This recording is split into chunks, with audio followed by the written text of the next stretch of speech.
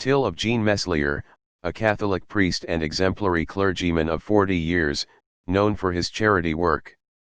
After his death, a 633-page testament was found in his house.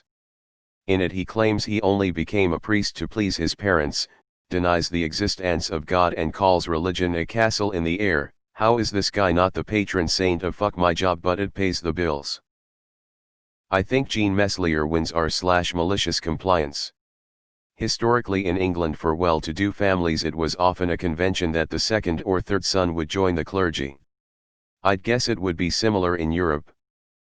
First son inherits, the others probably join the military or clergy. I don't expect they had any great calling, but it was a stable career with the rectory and land, and like Meslier they could actually do good in the community. Why did God create atheists? There is a famous story told in Hasidic literature that addresses this very question. The master teaches the student that God created everything in the world to be appreciated, since everything is here to teach us a lesson. One clever student asks, what lesson can we learn from atheists? Why did God create them? The master responds, God created atheists to teach us the most important lesson of them all, the lesson of true compassion. You see, when an atheist performs an act of charity, visits someone who is sick, helps someone in need, and cares for the world, he is not doing so because of some religious teaching. He does not believe that God commanded him to perform this act. In fact, he does not believe in God at all, so his acts are based on an inner sense of morality. And look at the kindness he can bestow upon others simply because he feels it to be right.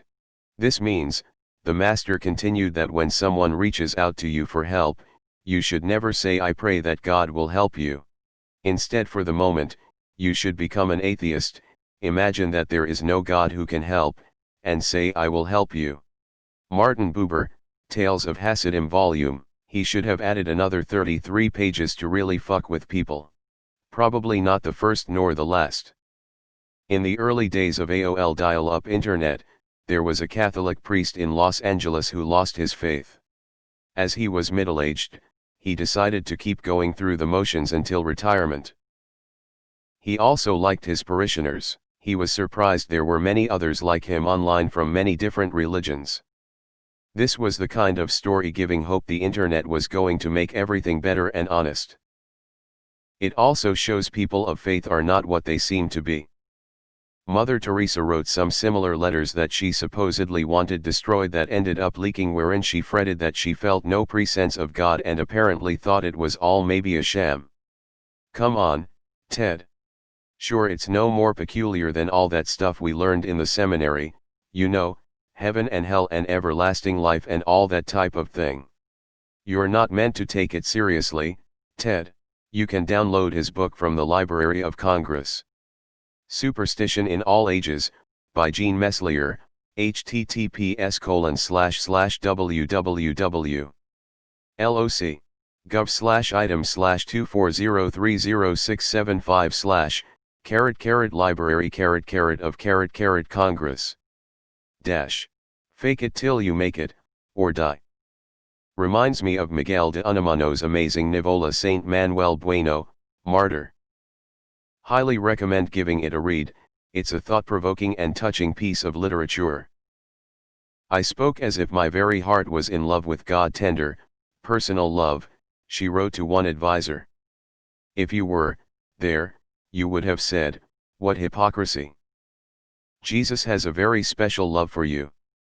As for me, the silence and the emptiness is so great that I look and do not see, listen and do not hear. Please pray specially for me that I may not spoil his work and that our Lord may show himself, for there is such terrible darkness within me, as if everything was dead, she wrote in 1953. It has been like this more or less from the time I started the work. /Mother Teresa, https://www. Reuters. com/article/us/Teresa letters reveal Mother Teresa stout about faith. IDUSN 24355060200700824 Sounds like 90% of Church of England vicars. I grew up very Catholic. Had a family priest and everything. Well, I became an adult, and while deployed overseas I lost religion. Those who didn't have it seemed to find it there. Well, I lost mine. Of course this worried the family. They set a meet with the family priest. Was a great visit. Hadn't seen the guy in many years.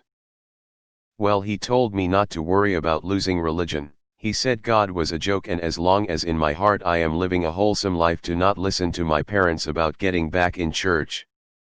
He was a great guy who would listen and think before speaking. He told me, don't worry about God, BC, he doesn't worry about you. To worry about my heart and how I am living my life. And when his parents died, why did he stay a priest? Humanity won't be happy till the last capitalist is hung with the guts of the last bureaucrat.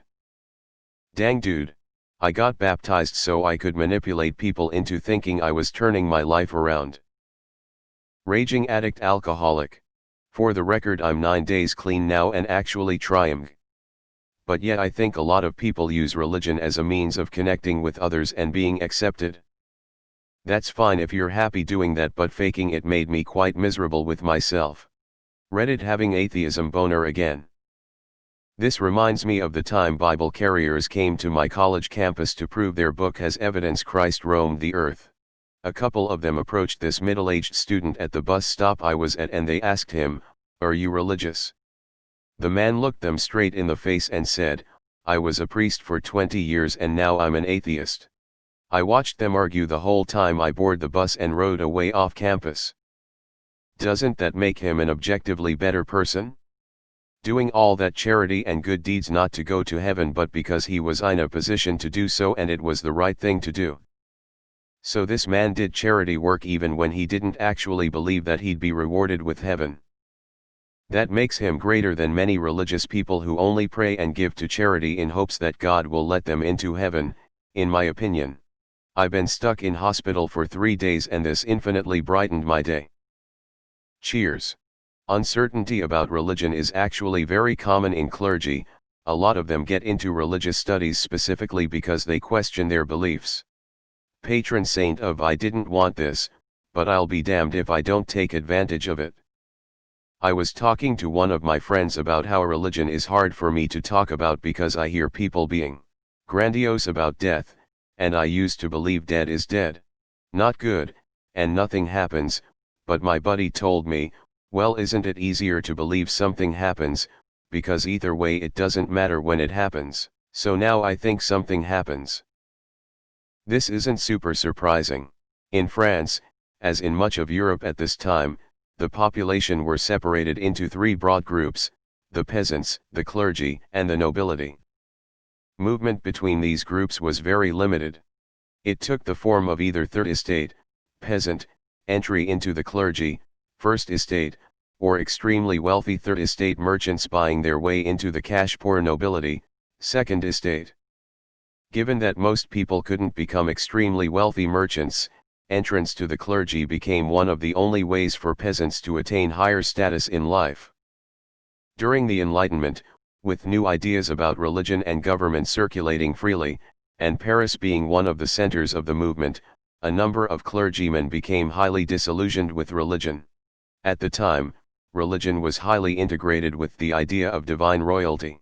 This said that God ordained the nobility to rule the peasants, that they had special connections to God, and that trying to upset the social order was going against God. So, questioning religion very often went hand in hand with questioning the political regime, and vice versa. Many clergymen from the Third Estate grew disillusioned with the lack of other opportunities, the way that nobility was able to rapidly climb up the ranks of the clergy without merit, and the burdens and poverty of the Third Estate. A number of these disillusioned peasant clergy became prominent figures in the French Revolution.